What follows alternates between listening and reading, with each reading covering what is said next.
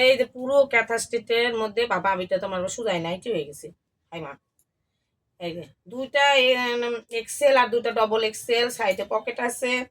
উন্নাটা প্যান্টটা দেখায় পুরো ক্যাথাস্টিট কাজ করা। এই যে বুকের কাছে দেখো সেই পিওর কটনের মধ্যে। হ্যাঁ লংটা দেখছো, এটা বা এই যে প্যান্ট,